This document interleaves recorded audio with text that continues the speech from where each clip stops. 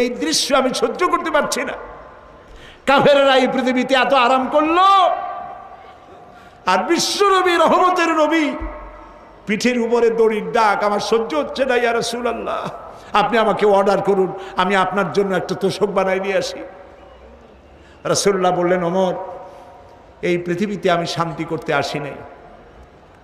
আমি যদি এই ওহদ পাহাড়কে বলি, ওহদ আমার জন্য সোনায় পরিণত হয়ে যা, আল্লাহর হুকুমে গোটা পাহাড়টা সোনায় পরিণত হয়ে যাবে।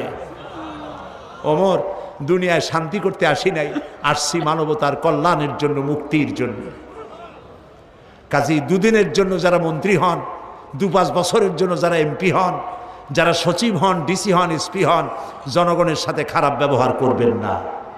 মানুষের সঙ্গে ভালো ব্যবহার করুন, তাদের প্রতি ইনসাফ করুন, দুর্নীতি বন্ধ করুন। দুর্নীতি তো আপনারাই করেন, কাজে আপনারা দুর্নীতি বন্ধ করেন।